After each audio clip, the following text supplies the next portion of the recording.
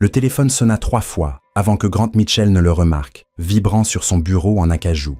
Il fronça les sourcils devant l'interruption, les yeux encore fixés sur le rapport trimestriel étalé devant lui. Il était presque minuit et l'horizon de New York scintillait à travers les baies vitrées de son bureau d'angle. En tant que PDG de Mitchell Enterprises, son temps était précieux, surtout avec l'annonce de la fusion prévue pour le lendemain matin. L'identifiant de l'appelant affichait un numéro inconnu. Il faillit refuser l'appel, mais quelque chose, peut-être l'intuition, le poussa à décrocher. « Grant Mitchell à l'appareil », répondit-il, sa voix portant le poids de l'autorité qui lui était devenue naturelle au fil des années. « Monsieur Mitchell ?» La voix de la femme était professionnelle, clinique. « Ici l'infirmière Rodriguez de l'hôpital Manhattan General. J'appelle au sujet d'Emma Caldwell. Vous êtes indiqué comme son seul contact d'urgence. » La main de Grant se resserra autour du téléphone. Emma Caldwell, son assistante exécutive depuis 2 ans. Efficace, brillante, discrète, toujours la première arrivée et la dernière partie, sauf aujourd'hui. Elle avait appelé pour dire qu'elle était malade ce matin, chose qu'elle n'avait jamais faite auparavant. « Que s'est-il passé ?» demanda-t-il, attrapant déjà sa veste de costume posée sur la chaise. Mademoiselle Caldwell a été admise après s'être effondrée dans son appartement. Son voisin a appelé le 911. Elle est stable mais inconsciente. Les médecins effectuent des examens. L'infirmière marqua une pause. « Monsieur, êtes-vous un proche ?»« Non, » répondit Grant, se sentant étrangement dépassé. « Je suis son employeur. Je vois. » La pause à l'autre bout du fil en disait long. « Eh bien, elle n'a aucune famille indiquée dans son dossier. Vous êtes le seul contact que nous ayons trouvé. » Grant se tenait près de la fenêtre, regardant les rues de la ville 30 étages plus bas. Emma avait travaillé à ses côtés jour après jour, gérant son emploi du temps impossible, anticipant ses besoins, devenant indispensable à son succès. Pourtant, il réalisait avec un pincement de culpabilité qu'il ne savait presque rien de sa vie personnelle. « J'arrive dans 20 minutes, » dit-il, raccrochant. Le couloir de l'hôpital sentait l'antiseptique et le désespoir. Grant traversa le service des urgences, déplacé dans son costume à 3000 $ et ses chaussures en cuir italien. Il n'avait pas pris la peine d'appeler son chauffeur. Quelque chose dans cette situation semblait trop personnel, trop urgent pour respecter le protocole. À l'accueil des infirmières, une femme en blouse bleue leva les yeux. « Monsieur Mitchell, je suis l'infirmière Rodriguez. Merci d'être venu si vite. » Elle le conduisit à une petite chambre où Emma gisait immobile sous les lumières fluorescentes crues. Ses cheveux châtains étaient étalés sur l'oreiller, son visage pâle contrastant avec les draps blancs. Divers appareils bipaient régulièrement autour d'elle. Sans son habituelle prestance professionnelle et sa tenue impeccable, elle semblait plus petite, vulnérable d'une manière qui lui serrait la poitrine de façon inconfortable. « Qu'est-ce ? Qui ne va pas chez elle ?» demanda-t-il, restant près de la porte. Un médecin apparut à ses côtés, un dossier à la main. « Dr. Reeves » se présenta-t-elle avec une poignée de main rapide. « Nous essayons encore de le déterminer. Les premiers tests montrent une anémie sévère et un épuisement extrême. Il y a des signes d'une perte de poids significative sur une courte période. A-t-elle été sous un stress inhabituel récemment ?» Grant faillit rire. La fusion Mitchell-Harrington avait consommé chaque heure éveillée depuis des mois. Bien sûr, elle avait été sous stress. Ils l'avaient tous été. Mais il se rappela soudain à quel point Emma avait semblé de plus en plus fatiguée ces dernières semaines. Comment son tailleur semblait pendre plus lâchement sur son corps. Il avait été trop absorbé pour vraiment le remarquer. « La fusion ?» murmura-t-il. « Mais cela semble extrême, » dit le docteur Reeves en l'observant attentivement. « Nous effectuons des tests plus complets. Il est possible que cela aille au-delà d'un simple épuisement.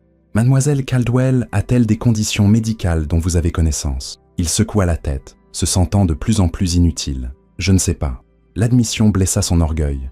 Il se targuait de tout savoir sur son entreprise. Pourtant, voici quelqu'un de central dans son fonctionnement. Quelqu'un avec qui il passait plus d'heures qu'avec quiconque dans sa vie. Et il ne savait rien de significatif sur elle. « Monsieur Mitchell », dit doucement l'infirmière Rodriguez. « Peut-être pourriez-vous vérifier son appartement pour des médicaments ou des informations qui pourraient nous aider. En tant que contact d'urgence, vous le pourriez. Je ne suis que son patron. » L'interrompit-il plus sèchement qu'il ne l'aurait voulu. « Je n'ai pas les clés de son domicile. » Le silence qui suivit le mit mal à l'aise. Il s'approcha du lit d'Emma, baissant les yeux sur sa forme immobile. 2 ans à travailler étroitement ensemble. Et pourtant la femme devant lui était essentiellement une étrangère. Elle savait tout de lui, ses préférences, son emploi du temps, les noms des membres de sa famille, même comment il prenait son café.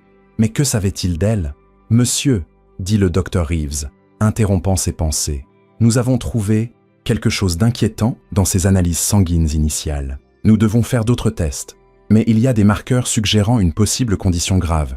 Connaître son historique médical serait utile. L'esprit de Grant s'emballa. Le dossier du personnel d'Emma contiendrait des informations médicales de base, mais rien de détaillé. Il sortit son téléphone, faisant défiler ses contacts jusqu'à trouver ce qu'il cherchait. « Thomas », dit-il quand son chef de la sécurité répondit, « j'ai besoin que tu fasses quelque chose immédiatement. » Il expliqua la situation et ce dont il avait besoin, puis raccrocha. « Mon équipe vous obtiendra ces dossiers médicaux du département des ressources humaines, » dit-il au médecin. À l'aube, alors que la lumière perçait sur la ville, Grant se retrouva encore à l'hôpital, ayant annulé ses réunions matinales par un bref courriel au conseil d'administration. Emma restait inconsciente, bien que les médecins aient maintenant plus d'informations grâce au dossier envoyé par son équipe. « Monsieur Mitchell », le docteur Reeves s'approcha, l'air grave. « Nous avons ces résultats. Ce ne sont pas de bonnes nouvelles. » Grant se redressa dans la chaise en plastique inconfortable. « Dites-moi, mademoiselle Caldwell souffre d'une forme rare de leucémie. Il semble qu'elle ait été diagnostiquée il y a 6 mois et qu'elle suivait un traitement, mais qu'elle l'ait récemment arrêté. Selon ses dossiers, elle participait à un essai clinique, mais s'est retirée il y a 3 semaines. La révélation frappa Grant comme un coup physique. 6 mois. Elle luttait contre le cancer depuis 6 mois, tout en gérant le poste le plus exigeant de son entreprise. Jamais elle n'en avait parlé. Jamais elle n'avait demandé de congé au-delà de ses jours de traitement prévus, qu'elle avait dû déguiser en rendez-vous de routine. Pourquoi aurait-elle arrêté le traitement ? Demanda-t-il, plus à lui-même qu'au médecin. Le docteur Reeves hésita. Parfois, les patients prennent ces décisions pour diverses raisons. Effets secondaires, préoccupations financières, perte d'espoir, soucis financiers. Les mots résonnèrent dans son esprit. Mitchell Enterprises offrait une excellente assurance santé, mais les traitements expérimentaux étaient souvent exclus.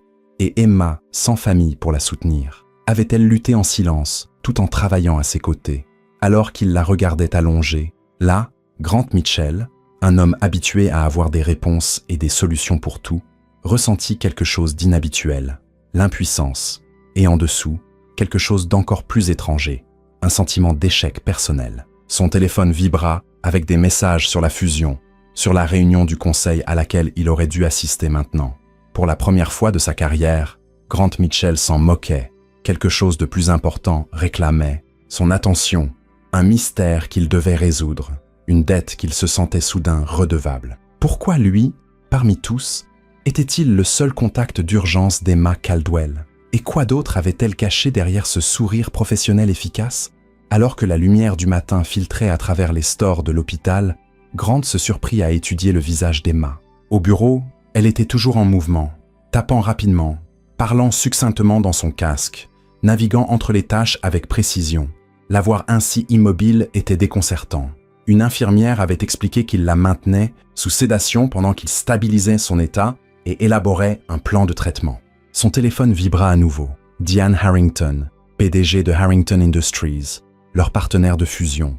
Il le mit en silencieux sans répondre. La fusion pouvait attendre. À la place, il appela Caroline, sa vice-présidente des opérations. « J'ai besoin que tu gères la réunion du conseil », lui dit-il quand elle répondit. « Urgence familiale ». Les mots semblaient étranges dans sa bouche. En 15 ans de carrière, il n'avait jamais utilisé cette excuse. « Bien sûr », répondit Caroline, la surprise évidente dans sa voix. « Tout va bien avec tes parents ? Ta sœur ? Ce n'est pas ma famille, dit-il. « Je t'expliquerai plus tard. Dis juste au conseil que je reprogrammerai. » Après avoir raccroché, Grant s'approcha du poste des infirmières. « J'aimerais parler avec l'oncologue de mademoiselle Caldwell. » 1 heure plus tard, le docteur Samuel Warner arriva, un homme sérieux aux cheveux poivre et sel et aux yeux fatigués. Ils parlèrent dans une petite salle de consultation où Grant apprit les détails brutaux de l'état d'Emma. « Leucémie myéloïde aiguë, une forme agressive », expliqua le docteur Warner. L'essai clinique avait montré des promesses initiales. Son cancer répondait, mais ensuite elle s'est retirée soudainement. « Pourquoi ?» demanda Grant. « Si ça fonctionnait. »« C'est ce que je lui ai demandé. » soupira le docteur Warner. Elle a dit qu'elle ne pouvait pas continuer, mais n'a pas élaboré. J'ai soupçonné des préoccupations financières, bien qu'elle l'ait nié. L'essai couvrait le traitement expérimental, mais pas tous les coûts associés. Même avec une assurance, le cancer est coûteux. Mademoiselle Caldwell vit seule, n'a aucun soutien familial. Travailler pendant un traitement est incroyablement difficile. L'esprit de Grant remonta 6 mois en arrière. Y avait-il des signes qu'il avait manqués? Emma avait pris des après-midi de congé occasionnels, des rendez-vous, avait-elle dit. Mais elle rattrapait toujours le temps. Elle avait maigri, oui, mais il avait attribué cela au stress. Elle buvait plus de thé au lieu de café. Un régime santé, avait-il supposé. Tous ces petits changements qu'il avait à peine remarqués formaient maintenant un schéma dévastateur. Quelles sont ses options maintenant ? Demanda Grant. L'expression du docteur Warner était sombre. Son état s'est considérablement détérioré depuis l'arrêt du traitement. Elle doit recommencer immédiatement, peut-être avec une approche plus agressive. Il y a un autre essai à Sloan Kettering qui pourrait convenir. Le coût n'est pas un problème, déclara fermement Grant. Quoi qu'il lui faille, je le couvrirai. Le docteur Warner l'observa avec curiosité. Puis-je vous demander votre relation avec mademoiselle Caldwell ? Vous êtes son employeur, c'est bien ça ? Grant se tortilla mal à l'aise.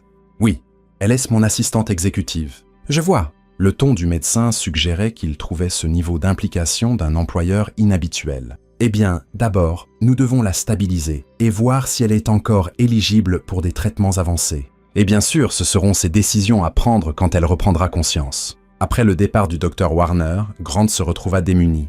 Les problèmes d'affaires, il pouvait les résoudre avec des actions décisives et une réflexion stratégique. Ceci était différent. Il sortit son téléphone et appela Thomas à nouveau. « J'ai besoin de plus d'informations sur Emma Caldwell », dit-il. « Historique personnel, antécédents familiaux, situation financière, tout. » Il hésita, conscient d'envahir sa vie privée, mais insista. « Et je veux voir son appartement. » 3 heures plus tard, Grant se tenait devant un modeste immeuble en briques à Brooklyn, loin du gratte-ciel de luxe où il vivait à Manhattan. Thomas avait obtenu une clé du concierge de l'immeuble après avoir expliqué l'urgence médicale. L'appartement d'une chambre d'Emma était petit, mais ordonné, décoré simplement avec des meubles d'occasion et quelques estampes artistiques soigneusement choisies. Une bibliothèque occupait un mur, rempli de classiques et de fiction contemporaine. Un bureau dans le coin contenait un ordinateur portable et une pile de factures médicales partiellement cachées sous un dossier. La cuisine était minimaliste, le réfrigérateur presque vide à l'exception de yaourts et de légumes fanés. Grant traversa l'espace en se sentant comme un intrus. C'était le monde privé d'Emma, un qu'elle n'avait jamais mentionné au travail. Aucune photo de famille n'ornait les murs ou les étagères, confirmant ce que son statut de contact d'urgence avait suggéré. Elle était seule. La seule touche personnelle était une petite collection de plantes en pot sur le rebord de la fenêtre, maintenant affaissée par manque d'eau. Il arrosa les plantes, puis se tourna vers le bureau. Le dossier contenait des factures médicales, des formulaires de réclamation d'assurance et une correspondance concernant l'essai clinique. Certaines factures étaient marquées en retard. D'autres montraient des plans de paiement avec de petits montants mensuels. Grant fit un calcul rapide. Même avec la couverture d'assurance de Mitchell Enterprises, les dépenses à la charge d'Emma étaient substantielles et les congés non payés pour les traitements avaient dû entamer son salaire. Son téléphone vibra avec un texto de Thomas. Les informations de fonds sont prêtes. Document sensible. Appelez quand vous serez seul. Grant s'assit sur le modeste canapé d'Emma et passa l'appel. Ce que Thomas lui raconta au cours des 20 minutes suivantes transforma sa compréhension de la femme qui avait travaillé à ses côtés pendant 2 ans. Emma Caldwell avait grandi en famille d'accueil après la mort de ses parents dans un accident de voiture alors qu'elle avait 8 ans. Pas de frères et sœurs, pas de famille élargie qui se soit manifestée. Elle s'était mise à l'université grâce à des bourses et des prêts, obtenant son diplôme avec mention de Penn State. Avant de rejoindre Mitchell Enterprises, elle avait travaillé pour 3 autres entreprises, chaque poste montrant une progression constante. Son score de crédit était excellent malgré un revenu modeste et des prêts étudiants. Aucun casier judiciaire, pas même une contravention de stationnement. Et monsieur, ajouta Thomas, elle fait du bénévolat dans un programme d'alphabétisation pour enfants, placé tous les 15 jours, depuis 5 ans. Grant repensa à tous les week-ends de travail qu'il avait exigés au cours des 2 dernières années, aux fois où Emma avait reporté ses engagements personnels sans se plaindre pour s'adapter à ses besoins. Combien de ces engagements étaient du bénévolat? Combien étaient des traitements médicaux? Une dernière chose, dit Thomas. Son bail arrive à renouvellement le mois prochain. Il y a un avis d'expulsion pour retard de paiement. Le loyer du mois dernier est daté d'il y a 3 jours. Après avoir raccroché, Grant resta assis dans l'obscurité croissante de l'appartement d'Emma. La femme qu'il croyait connaître, la professionnelle compétente et imperturbable qui gérait sa vie professionnelle avec une efficacité sans faille, luttait seule contre le cancer, faisait face à la ruine financière et à l'expulsion, tout en maintenant une façade professionnelle parfaite. Il se rappela une conversation datant de plusieurs mois, après une réunion client particulièrement exigeante. « Comment faites-vous pour rester si calme sous pression ?» lui avait-il demandé nonchalamment alors qu'il partageait un rare trajet en ascenseur seul. L'entraînement, avait-elle répondu avec ce léger sourire qui lui était propre. Quand on a traversé de vraies tempêtes, les turbulences de bureau paraissent gérables. Il avait hoché la tête, supposant qu'elle parlait d'emplois précédents à haute pression. Désormais, la remarque prenait un sens nouveau. Son téléphone sonna à nouveau. L'hôpital. Emma était réveillée. Quand Grant revint à l'hôpital, il trouva Emma assise dans son lit, pâle, mais alerte. Ses yeux s'écarquillèrent de surprise en le voyant. « Monsieur Mitchell !» dit-elle, la voix rauque à cause du tube respiratoire qu'on lui avait retiré. « Vous n'aviez pas besoin de venir. Je suis vraiment désolé pour la réunion. Arrêtez !»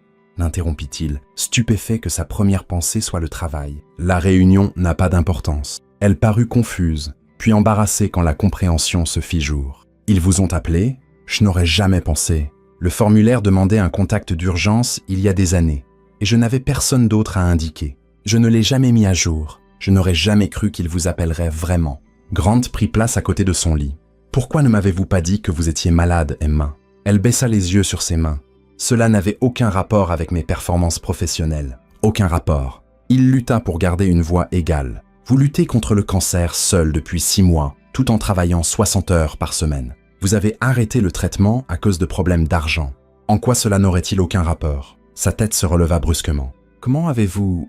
Elle s'arrêta, une lueur de colère traversant son visage. Vous m'avez fait enquêter. J'avais besoin de comprendre ce qui se passait, dit Grant sans s'excuser. Vous vous êtes effondré. Les médecins avaient besoin d'informations. Emma ferma brièvement les yeux.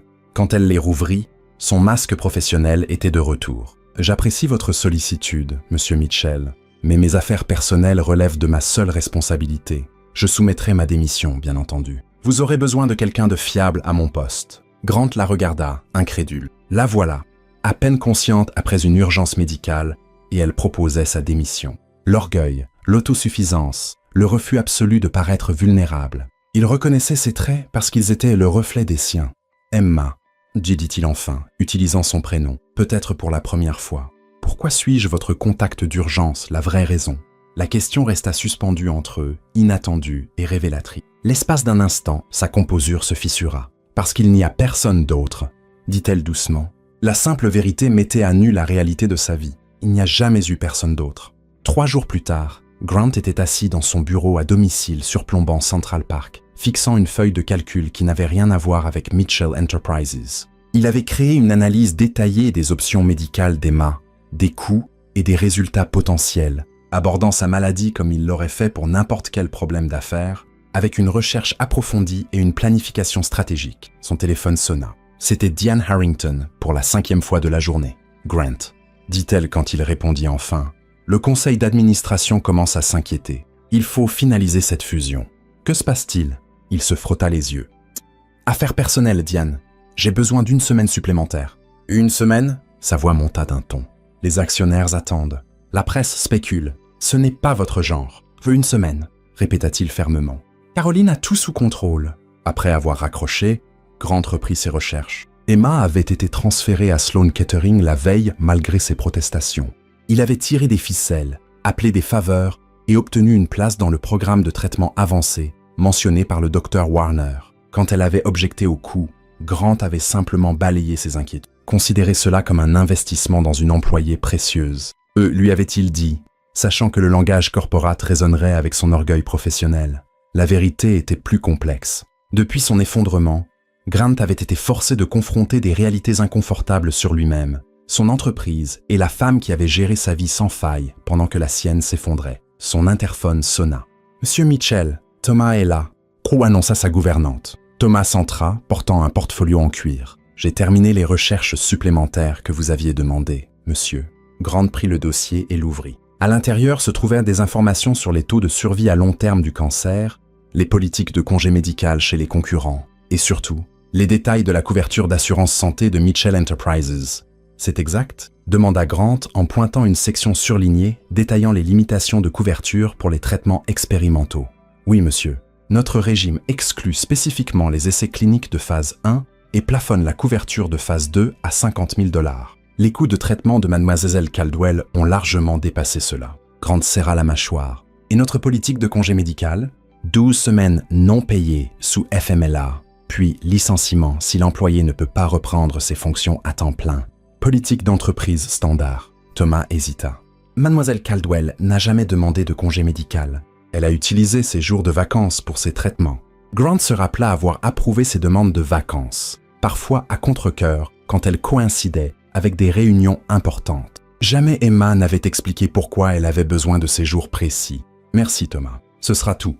Après le départ de Thomas, Grant passa une série d'appels à l'administrateur des avantages de son entreprise, à son avocat personnel et enfin à la secrétaire du conseil d'administration de Mitchell Enterprises. À la tombée de la nuit, il avait un plan. Le lendemain matin, à Sloan Kettering, Grant trouva Emma assise dans son lit, son ordinateur portable ouvert malgré les ordres du médecin de se reposer. Elle le referma rapidement quand il entra. « Monsieur Mitchell, vous n'aviez pas besoin de revenir », dit-elle, son ton professionnel en décalage avec sa blouse d'hôpital et le foulard coloré couvrant sa perte de cheveux. « Grant », corrigea-t-il en posant le sac en papier qu'il portait. « Après tout ça, je pense qu'on peut se passer des formalités. » Elle parut mal à l'aise, mais hocha la tête. « Grant », il désigna son ordinateur. « Vous travaillez ? Juste des emails pour aider Caroline à assurer la transition. » Elle détourna le regard. « Je sais que je ne peux pas revenir. Le planning de traitement sera trop intensif, et les effets secondaires. En fait, l'interrompit-il, c'est précisément ce que je suis venu discuter. » Il tira une chaise plus près de son lit. « J'ai examiné nos politiques d'entreprise. Elles sont inadéquates. » Elle parut confuse. « Je ne comprends pas.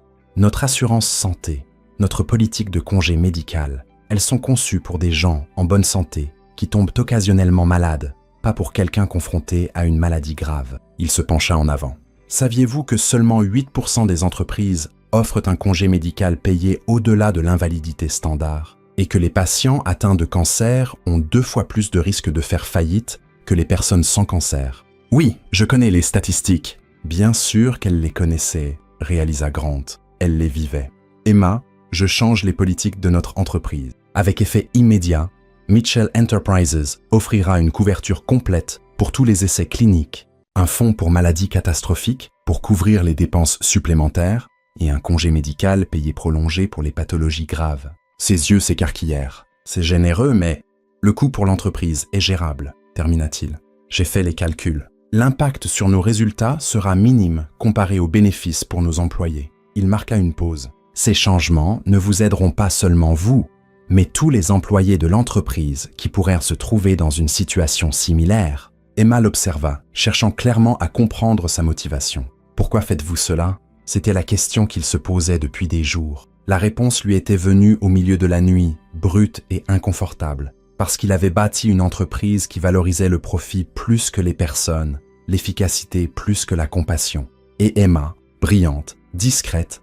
résiliente Emma, avait failli mourir plutôt que de demander de l'aide ou un traitement de faveur. « Parce que c'est juste, » dit-il simplement, « et parce que j'avais tort. » Il ouvrit le sac en papier et en sortit un récipient de soupe au poulet maison. « La recette de ma gouvernante. Elle jure qu'elle a des vertus curatives. » Emma accepta le récipient avec un petit sourire, le premier sincère qu'il ait vu depuis le début de cette épreuve. « Merci. » Pendant qu'elle mangeait, Grant aborda le sujet qu'il avait évité. « Les médecins me disent que vous réagissez bien au nouveau traitement, mais la guérison prendra du temps, des mois, peut-être un an. » Emma reposa sa cuillère. « Je sais. C'est pourquoi j'ai préparé un plan de transition complet pour mon remplaçant. Caroline a déjà le dossier. J'ai documenté toutes mes procédures, contacts, préférences, tout ce dont vous aurez besoin. » Grant secoua la tête, émerveillé par son efficacité, même en crise. « Je ne veux pas vous remplacer. Mais vous avez besoin d'une assistante qui peut... » « Ce dont j'ai besoin, » l'interrompit-il doucement, « c'est que vous vous concentriez sur votre guérison. J'ai engagé une assistante temporaire pour gérer les affaires courantes, mais votre poste vous attendra quand vous serez prête à revenir, que ce soit dans 3 mois ou dans 1 an. » La composure d'Emma finit par se briser. « Vous ne pouvez pas garder mon poste ouvert indéfiniment. L'entreprise a besoin d'Emma, » dit fermement Grant. « L'entreprise s'en sortira. Pour l'instant, votre seul travail est de combattre cette maladie. C'est tout. » Des larmes emplirent ses yeux, et elle détourna rapidement le regard, les refoulant. Je ne sais pas comment accepter ce genre d'aide. Grant comprit alors que son indépendance n'était pas seulement de l'orgueil. C'était un mécanisme de survie. Quand personne n'avait jamais été là pour elle, elle avait appris à compter uniquement sur elle-même. « Je sais », dit-il doucement. « Moi non plus. » 2 semaines plus tard, Grant était assis dans la salle de réunion de Mitchell Enterprises, face à son équipe dirigeante et aux représentants de Diane Harrington. Les discussions sur la fusion avaient repris, bien qu'avec des termes modifiés. Grant avait insisté pour conserver les nouvelles politiques de santé et de congés comme conditions non négociables, surprenant tout le monde par cette soudaine attention aux avantages des employés. Ces changements augmenteront les coûts d'exploitation d'environ 2% par an, expliquait le directeur financier. Mais les projections initiales suggèrent qu'ils pourraient réduire le turnover et augmenter la productivité, compensant ainsi une grande partie de ses coûts à long terme. Grant n'écoutait qu'à moitié. Ses pensées étaient auprès d'Emma, qui était passée en statut ambulatoire la veille. Contre l'avis médical, elle avait insisté pour rentrer dans son appartement de Brooklyn, plutôt que d'accepter l'offre de Grant de sa maison d'invités rarement utilisée dans le Connecticut. Monsieur Mitchell, la voix du directeur financier perça ses pensées. Avez-vous des commentaires supplémentaires avant le vote? Grant regarda autour de la table les visages expectants. Ces gens le connaissaient comme un homme d'affaires impitoyable, quelqu'un qui plaçait la valeur actionnariale au-dessus de tout. Les changements qu'il proposait allaient à l'encontre de tout ce qu'il pensait savoir de lui. Oui, dit-il en se levant pour s'adresser à la salle. Pendant 15 ans, j'ai bâti cette entreprise sur le principe que le succès vient de la pensée stratégique et de l'action décisive. Je le crois toujours. Mais des événements récents m'ont montré que nos actifs les plus précieux ne sont pas nos brevets ou notre part de marché, mais nos gens. Il pensa à Emma, qui avait tout donné à son travail, sans rien demander en retour. Ce n'est pas seulement une question de faire ce qui est juste, même si c'en est une. C'est reconnaître que le bien-être de nos employés impacte directement notre succès. Nous demandons leur loyauté et leur dévouement. Nous devrions offrir la même chose en retour. Le Conseil vota à l'unanimité l'approbation des nouvelles politiques. Ensuite, Diane s'approcha de lui en privé. C'était tout un discours, dit-elle. Pas ce à quoi je m'attendais de la part du Grant Mitchell, que je connais depuis 10 ans. Qu'est-ce qui a changé? Grant envisagea d'éluder la question, mais opta pour l'honnêteté. J'ai découvert que quelqu'un que je respecte énormément souffrait sous mes yeux, et je ne l'avais jamais remarqué. Ça m'a fait me demander quoi d'autre j'avais manqué. Diane l'observa pensivement. C'est à propos de votre assistante, n'est-ce pas? L'urgence qui vous a éloigné des négociations. Emma, corrigea-t-il. Elle s'appelle Emma Caldwell. Ce soir-là, Grant se retrouva à conduire vers Brooklyn au lieu de rentrer dans son penthouse. Il avait appelé à l'avance, donc Emma l'attendait, bien qu'elle ait insisté sur le fait qu'elle allait bien et n'avait pas besoin qu'on vérifie. Il se gara devant son immeuble, remarquant des détails qu'il avait manqués lors de sa première visite. Le petit terrain de jeux en face, la bodega au coin, le mélange diversifié de résidents qui entraient et sortaient. Le quartier d'Emma était vivant mais modeste, à des mondes de ses repères habituels. Quand elle ouvrit la porte, il fut frappé par sa différence en jeans et pull simple, la tête couverte d'un foulard à motifs. Plus humaine d'une certaine façon, moins la professionnelle parfaite. « Vous n'aviez vraiment pas besoin de venir jusqu'ici, » dit-elle, mais elle s'écarta pour le laisser entrer. « J'ai apporté le dîner. » y répondit-il en levant un sac d'un restaurant du coin qu'il avait recherché. Option saine, douce pour son organisme. Pendant qu'il mangeait à sa petite table de cuisine, Grant se surprit à partager des nouvelles du bureau, les progrès de la fusion, même sa frustration avec l'assistante temporaire qui organisait tout différemment. Emma écoutait avec un intérêt sincère, offrant parfois des suggestions ou des insights. « Le conseil a approuvé les nouvelles politiques aujourd'hui, » lui dit-il. « Elles seront mises en œuvre le mois prochain. »« Ah, c'est merveilleux !» y dit-elle, les yeux brillants. « Ça fera une telle différence pour tant de gens. » Grant l'observa parler avec passion de l'impact de ces changements. Dans son propre environnement, discutant de quelque chose qui lui tenait à cœur, Emma était animée et captivante d'une manière qu'il n'avait jamais vue au travail. « Pourquoi ne m'as-tu jamais parlé de ton bénévolat avec les enfants placés ?» demanda-t-il soudain. Elle cligna des yeux, surprise par le changement de sujet. « Ça ne semblait pas pertinent pour mon travail. »« Je veux savoir, » dit-il, parlement. Pendant qu'Emma décrivait son programme d'alphabétisation, toute sa démarche changea. C'était sa passion, réalisa-t-il. Aider des enfants qui vivaient la même isolation qu'elle avait connue. « Tu pourrais l'étendre, » dit-il quand elle eut fini. « La Fondation Mitchell pourrait fournir des fonds, des ressources. »« Non, » l'interrompit-elle fermement. « J'apprécie l'offre, mais ce programme est séparé de notre relation professionnelle. Il est important pour moi de le garder ainsi. » Grant fut surpris par son refus, mais se surprit à le respecter. Emma avait construit sa vie avec des frontières claires, créant des espaces séparés où elle gardait le contrôle. Lui, entre tous, pouvait comprendre ce besoin. En partant, Emma lui tendit une petite plante en pot en céramique, une de celles qu'il avait arrosée lors de sa première visite. « Pour votre bureau, » dit-elle. Un rappel d'arroser toutes les semaines. Le geste le toucha de façon inattendue. C'était à la fois un merci et un doux rappel que les choses vivantes nécessitaient soin et attention. Une leçon qu'il commençait tout juste à apprendre. « Emma », dit-il en s'arrêtant à sa porte, « pourquoi m'as-tu vraiment mis comme contact d'urgence ?» La vérité, elle le regarda directement, son masque professionnel complètement tombé. Parce que, en 2 ans à travailler ensemble, vous n'avez jamais raté une réunion, jamais manqué à un engagement. Vous êtes la personne la plus fiable que j'ai jamais connue. Elle sourit légèrement. Je n'ai jamais pensé qu'il vous appellerait vraiment. Mais s'il le faisait, je savais que vous répondriez. 6 mois plus tard, par une fraîche matinée d'automne, Grant se tenait à la tribune d'une salle de bal d'hôtel, s'adressant à la conférence annuelle du leadership de Mitchell Enterprises. L'entreprise avait beaucoup changé depuis le diagnostic d'Emma. Pas seulement les nouvelles politiques de santé, mais un changement plus large dans la culture d'entreprise. La fusion avec Harrington Industries a dépassé nos projections financières pour le 3e trimestre consécutif, disait Grant. Mais notre indicateur le plus important n'est pas sur vos bilans. La rétention des employés a augmenté de 23%. La productivité est en hausse. Les scores de satisfaction au travail ont atteint un record historique. Il marqua une pause, balayant la salle remplie de managers de toute l'entreprise. Quand les gens savent qu'ils sont valorisés, vraiment valorisés, ils donnent le meilleur d'eux-mêmes. Ce n'est pas compliqué, mais il m'a fallu trop longtemps pour le comprendre. Après la présentation, Grant vérifia son téléphone. Aucun message d'Emma, ce qui signifiait que tout se passait comme prévu. Aujourd'hui marquait son dernier traitement, une étape qu'ils attendaient tous les deux. Bien qu'elle soit toujours en congé médical, ils avaient développé une amitié au cours des derniers mois qui allait au-delà de leur ancienne relation professionnelle. Des dîners hebdomadaires, parfois chez elle, parfois dans son penthouse, étaient devenus un rituel qu'aucun ne manquerait. Il l'avait vu combattre sa maladie avec la même détermination discrète qu'elle apportait à tout.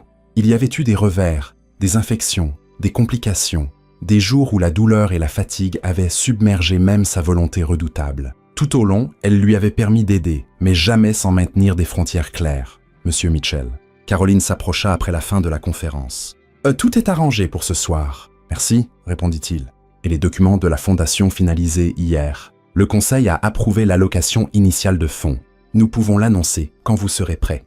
Grant hocha la tête, satisfait. La fondation Mitchell existait depuis des années comme un véhicule fiscal avec une activité caritative minimale. Désormais, elle avait un objectif clair et des ressources substantielles derrière elle. Plus tard dans l'après-midi, Grant arriva à Sloan Kettering, juste au moment où Emma terminait son dernier traitement. Elle sortit de la salle de traitement, fatiguée mais triomphante, une petite cloche à la main. « Ils m'ont laissé la garder », expliqua-t-elle en lui montrant la cloche que les patients sonnent traditionnellement après leur dernière séance. « Pour la chance. Comment te sens-tu » demanda-t-il alors qu'il marchait lentement vers la sortie. « Surréaliste », admit-elle. Après avoir combattu si longtemps, c'est étrange de penser à ce qui vient ensuite. Dans la voiture, Emma était plus silencieuse que d'habitude. Grant s'attendait à une célébration, mais elle semblait contemplative, presque mélancolique. « Tout va bien ?»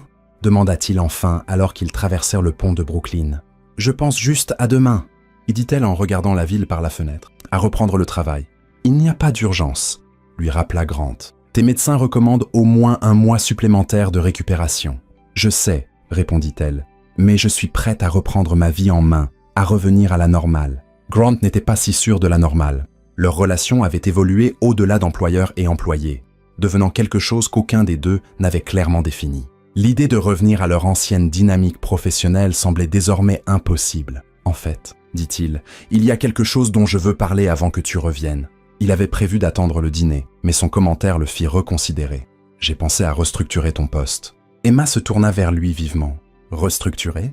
J'aimerais te promouvoir directrice des opérations exécutives. » Il continua-t-il. « Tu superviserais le personnel du bureau exécutif, y compris ma nouvelle assistante, et tu prendrais en charge des projets plus stratégiques. Le rôle offrirait plus de flexibilité que ton poste précédent, une meilleure rémunération et... » « Arrête !» Emma l'interrompit avec une pointe dans la voix qu'il avait rarement entendue. « C'est à cause de ma maladie, n'est-ce pas? Tu crées un poste qui exige moins de moi parce que tu ne penses pas que je peux gérer mon ancien travail. » Grant fut pris au dépourvu. « Ce n'est pas... Je ne veux pas de traitement spécial. » Emma continua-t-elle. « J'ai travaillé trop dur pour être vue comme capable et fiable. Je n'ai pas besoin d'être protégée ou mise à l'abri. Ce n'est pas une question de protection. » insista Grant. « C'est reconnaître ta valeur. Tu as toujours été plus qu'une assistante, Emma. Tu comprends cette entreprise, ces gens, son potentiel, d'une manière que je commence seulement à voir. Elle ne semblait pas convaincue. Alors pourquoi maintenant? Pourquoi pas avant que je tombe malade? La question resta suspendue entre eux, forçant Grant à affronter une vérité inconfortable. Parce que je ne te voyais pas clairement avant, admit-il. Je voyais une fonction, pas une personne. La question resta suspendue entre eux, forçant Grant à affronter une vérité inconfortable. Parce que je ne te voyais pas clairement avant, admit-il. Je voyais une fonction, pas une personne. J'avais tort. La voiture s'arrêta devant un restaurant. Pas le petit endroit de quartier qu'il fréquentait habituellement à Brooklyn, mais un établissement élégant de Manhattan surplombant le parc. Ce n'est pas mon appartement. Et observa Emma. Non, convint Grant. J'ai pensé qu'on devrait célébrer ton étape quelque part de spécial. Il hésita. Mais si tu préfères rentrer, on peut changer de plan. Emma l'observa un moment, puis secoua la tête. Non, c'est bien, juste inattendu. À l'intérieur, on les conduisit à une salle à manger privée, où une surprise les attendait. Emma s'arrêta net dans l'embrasure de la porte, la main sur la bouche. La pièce était remplie d'une vingtaine de personnes, le personnel de son programme d'alphabétisation bénévole, plusieurs des élèves plus âgés, des médecins et infirmières de son équipe de traitement, et des membres clés de Mitchell Enterprises, qui avaient aidé à mettre en œuvre les nouvelles politiques de santé. « Qu'est-ce que c'est » murmura-t-elle. « Une célébration » dit simplement Grant. « Pour avoir terminé le traitement, oui, mais aussi pour tout ce que tu as accompli et tous ceux que tu as aidés en chemin. » Pour une fois, Emma sembla à court de mots. Une adolescente s'approcha d'elle en premier, une de ses élèves du programme d'alphabétisation, désormais bénévole elle-même. « Madame Caldwell », dit la jeune fille avec sérieux. « Vous nous avez tellement manqué. Le programme n'était plus le même sans vous. » Un à un, les gens s'avancèrent pour embrasser Emma, partager des histoires, exprimer leur gratitude et leur admiration. Grant observa de loin, la voyant à travers les yeux des autres comme une mentor, une amie, une source de force discrète et d'aide pratique. Tous des rôles qu'ils n'avaient jamais connus pendant leurs années à travailler côte à côte. Le docteur Warner s'approcha de Grant alors que le dîner touchait à sa fin. « C'était une merveilleuse idée, » dit l'oncologue. « Célébrer les étapes est important dans la récupération. »« Comment va-t-elle vraiment ?» demanda doucement Grant. L'expression du docteur Warner devint sérieuse. « Le traitement a été un succès. Ces derniers tests ne montrent aucun cancer détectable, mais avec son type de leucémie, nous devrons surveiller de près pendant au moins 5 ans et les risques de récidive. Cham.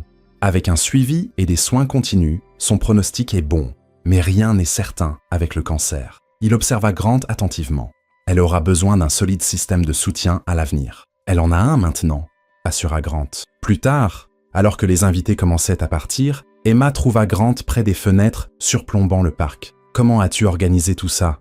dit-elle. « Ce n'était pas une question. J'ai eu de l'aide. » reconnut-il. Caroline est étonnamment douée pour les plans secrets. Emma secoua la tête, émerveillée. Je n'aurais jamais attendu quoi que ce soit de tout ça. Elle fit un geste englobant non seulement la fête, mais tout ce qui s'était passé depuis son effondrement. Merci ne semble pas suffisant. Ce n'est pas nécessaire, y répondit Grant. Mais il y a autre chose dont je voulais parler, la vraie raison de l'offre de promotion. Il la conduisit dans un coin tranquille et lui tendit un dossier. À l'intérieur se trouvaient les détails de la fondation Mitchell nouvellement élargie, y compris sa première grande initiative, un programme complet de soutien pour les jeunes en transition hors du système de placement, avec des bourses éducatives, une aide au logement et des opportunités de mentorat. La fondation a besoin d'un directeur, expliqua Grant, quelqu'un qui comprend à la fois les aspects business et le besoin humain, quelqu'un avec une expérience personnelle et des compétences professionnelles. Il croisa son regard directement. « Je veux que tu envisages de prendre le poste. » Emma fixa la proposition, clairement stupéfaite. C'est un financement substantiel, 10 millions initialement, avec un engagement pour un soutien continu et une indépendance opérationnelle totale, confirma Grant. La fondation aura son propre conseil, son propre personnel, ses propres bureaux. Mais tu es sérieux ? Sa voix mêlait incrédulité et espoir prudent. Complètement, assura-t-il. Tu m'as dit un jour qu'aider ses enfants était ta passion. Maintenant, tu peux le faire à une échelle qui fera une vraie différence. Construis quelque chose de durable. Emma resta silencieuse un long moment, assimilant l'opportunité devant elle. « Pourquoi » demanda-t-elle enfin. « Pourquoi ferais-tu ça ?» Grant s'était posé la même question de nombreuses fois au cours des derniers mois. La réponse avait évolué de la culpabilité au respect, puis à quelque chose de plus profond. « Parce que certains investissements n'ont rien à voir avec l'argent, » dit-il doucement. « J'ai bâti une entreprise prospère, mais tu m'as montré que la vraie valeur ne se mesure pas en marge bénéficiaire. Elle se mesure en vie changée, en potentiel réalisé. Il toucha la petite plante en pot qu'elle lui avait donnée, désormais épanouie dans son bureau. Un rappel quotidien de ce qui nécessitait soin et attention. J'ai appris que certaines choses comptent plus que les rapports trimestriels. Tu me l'as appris, Emma. Ses yeux brillèrent de larmes non versées. J'ai besoin de temps pour y réfléchir. Bien sûr, convint-il. Prends tout le temps qu'il te faut. L'opportunité ne va nulle part. 3 semaines plus tard, Grant se tenait dans les bureaux nouvellement loués de la Mitchell Foundation for Youth Advancement. L'espace était encore vide, à l'exception de quelques meubles et de piles de cartons de déménagement. Mais de grandes fenêtres offraient des vues spectaculaires sur la ville. Emma franchit la porte. Son attitude professionnelle bien en place, bien que ses cheveux repoussent encore, courts autour de son visage. La maladie l'avait changé physiquement, mais il y avait une nouvelle assurance dans sa démarche, qui n'avait rien à voir avec son rôle d'ancienne assistante. « Alors ?» demanda-t-il en désignant l'espace. « Ça ira ?» Emma hocha la tête, un sourire perçant sa façade professionnelle. « C'est parfait. L'emplacement est accessible pour les enfants. Il y a de la place pour grandir. » Elle se tourna pour admirer la vue. « Ça ressemble à un nouveau départ. Alors c'est à toi, » dit Grant en lui tendant les clés. « Directrice Caldwell. » Elle les accepta avec un petit rire. « Je m'habitue encore à ce titre. Tu t'y feras, » assura-t-il. « Tu as déjà la qualification la plus importante. Tu tiens profondément à la mission. » Ils parcoururent ensemble les pièces vides, discutant des plans pour l'espace et des programmes qu'Emma voulait mettre en place. Son excitation était palpable alors qu'elle décrivait sa vision pour soutenir les jeunes placés à travers l'éducation, le logement et le soutien émotionnel. « Il faudra embaucher du personnel, » disait-elle, en commençant par un coordinateur de programme. Et Emma l'interrompit doucement Grant. « Ralentis, tu n'as pas besoin de tout résoudre aujourd'hui. » Elle s'arrêta, prenant une profonde inspiration. « Tu as raison. C'est juste, j'ai rêvé de faire quelque chose comme ça pendant si longtemps. Maintenant que ça arrive vraiment, je veux m'assurer de bien le faire. Tu le feras, » dit-il avec confiance. « Et tu ne le fais pas seul. » Ils finirent sur un banc dans un petit parc près du nouveau bâtiment de bureau. Le soleil de fin d'automne était chaud, malgré l'air frais, et Emma tourna son visage vers lui avec gratitude. « Parfois, je n'arrive toujours pas à croire que je suis là, » admit-elle. « Il y a un an, je cachais mon diagnostic. Je craignais de perdre mon travail. J'avais peur de ce qui arriverait si je ne pouvais plus travailler. Maintenant, tu diriges une fondation de plusieurs millions de dollars, » termina Grant. « La vie prend des tours inattendus. La partie la plus inattendue, » dit Emma en se tournant pour le regarder directement. « C'est nous, quoi que soit nous. » C'était la première fois que l'un d'eux abordait directement l'évolution de leur relation.